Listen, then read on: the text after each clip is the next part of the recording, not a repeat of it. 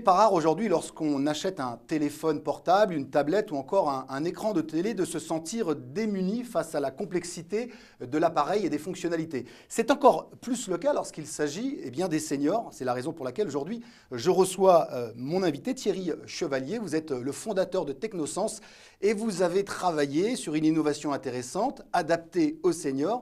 Il s'agit d'un écran de télé qui s'appelle Helio. Est-ce que vous pouvez nous en dire plus déjà sur cet appareil ultra connecté destiné donc au troisième âge? Bonjour. Donc on a développé en effet une solution Helio. C'est entre autres un petit boîtier qu'on branche derrière n'importe quelle télévision.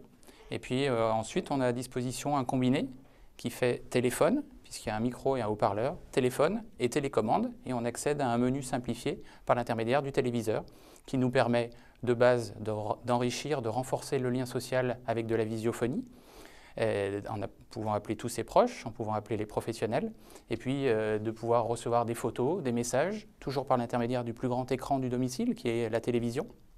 Et puis derrière, connecté à cette box, on va pouvoir ajouter différents périphériques, que ce soit pour piloter de la domotique, que ce soit pour des appareils de télésanté, télémédecine ou autres, et voilà, et différentes solutions autour de la télévision. Alors évidemment, j'ai plein de questions à vous poser. D'abord, pourquoi Helio? Qu'est-ce que ça veut dire? Alors Helio à la base, ça veut dire le lien électronique, Helio, le lien électronique, le lien numérique. Et puis c'est l'anagramme de œil, parce qu'on croit beaucoup à tout ce qui est visiophonie pour enrichir justement la relation. Et puis troisièmement, si on regarde de près le logo, le E de Helio, c'est un petit bonhomme vu de dessus qui enlace, parce qu'on considère que le plus important, c'est l'humain, et c'est sortir de la solitude et de l'isolement. Alors je le disais, justement, ça s'adresse aux seniors et aux seniors plus, parce qu'évidemment les appareils aujourd'hui sont assez complexes quand même, il faut pratiquement être un geek et être né dedans pour le prendre en main facilement. Là, cet écran de télé, finalement, il est honnêtement destiné plutôt aux seniors. Alors en fait, on a beaucoup travaillé la simplicité. Je dirais que la simplicité s'adresse à tout le monde, et plus particulièrement, en effet, aux seniors qui, à partir d'un certain âge, recherchent un outil qui soit simple à utiliser, que je puisse, dès que je l'achète, pouvoir le prendre en main, l'utiliser et pas avoir à lire une documentation, pas avoir, comme aujourd'hui sur nos téléviseurs, une trentaine de boutons dont on n'utilise que quelques-uns. Alors justement, là, il y a combien de boutons? J'en compte 5. Voilà, nous, on met en exergue qu'il y en a 3 principaux. Montrez-le bien, ce... On met en exergue qu'il y en a 3 principaux, parce que pour aller plus loin dans la simplicité, on s'est aperçu que la simplicité était une notion personnelle. Quelque chose qui est simple pour vous, n'est pas forcément pour moi, et inversement, et c'est d'autant plus vrai dans l'avancée dans l'âge.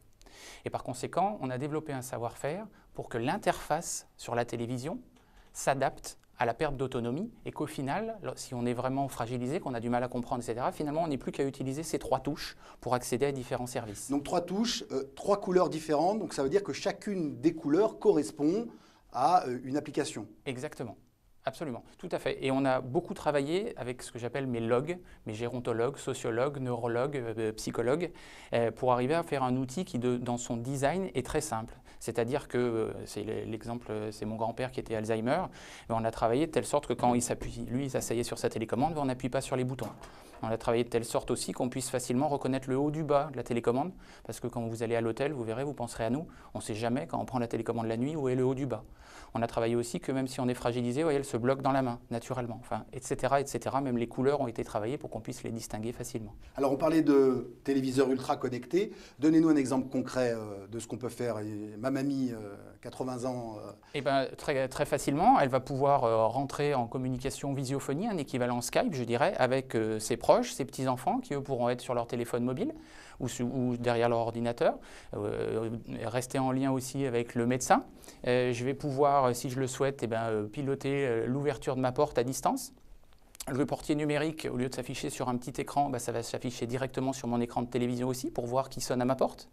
Je vais pouvoir piloter avec des scénarios la domotique, c'est-à-dire que si je me lève la nuit, je vais pouvoir éclairer automatiquement mon appartement. Et puis lorsque je me recouche, il va pouvoir s'éteindre aussi automatiquement. Donc en fait, concrètement, cette télécommande ultra simplifiée permet vraiment de tout faire dans un appartement, si tant est qu'il soit domotisé aussi. Au-delà de l'écran, je parle. Oui, alors en fait, voilà, je n'irai pas forcément tout faire. Là où on avance beaucoup, c'est qu'on travaille sur le fait de l'usage de l'appareil, en retirer des données. Et de ces données, pouvoir avoir une vision sur l'évolution de la perte d'autonomie et pouvoir justement conseiller des équipements complémentaires au moment où ce sera nécessaire. Donc on a surtout une évolutivité importante sur cette box. On le trouve dans le commerce, cet écran de télé? Alors aujourd'hui, on s'adresse aux professionnels. On a eu dans un premier temps les maisons de retraite pour avoir une forte courbe d'expérience sur ce qu'est le grand âge. On adresse aujourd'hui les résidences-services et puis on avance sur les notions d'EHPAD à domicile et l'année prochaine ou l'année d'après pour le domicile directement. Alors pour le domicile directement, ça veut dire que c'est un produit qui coûtera combien dans le commerce? C'est difficile à dire aujourd'hui. Aujourd'hui, on sera sur un équipement et un abonnement. Donc on aura un équipement de l'ordre de 190 € et avec un abonnement qui reste à définir en fonction des services qu'on va mettre dans ce package de base. Alors j'imagine que vous travaillez déjà sur l'avenir. C'est quoi l'avenir pour vous, pour ce type d'appareil? Alors l'avenir, c'est qu'on travaille beaucoup sur cette remontée de données pour en déduire justement, anticiper, je dirais, la perte d'autonomie, faire de la prévention. Et puis on travaille sur ouvrir le plus possible l'appareil aux autres technologies, de domotique, que ce soit de télésanté, je vous citais, que ce soit de téléassistance, etc. Bien, vous l'aurez compris, donc Thierry Chevalier, fondateur de Technosens, avec cet écran de télé aux multiples fonctions Helio en français évidemment, eh bien, est à découvrir notamment sur notre blog www.bien-vivre-chez-soi.com. Voilà, notre prochain rendez-vous, eh bien, c'est dans une autre émission avec un autre invité. Merci à vous tous et à très bientôt. Merci.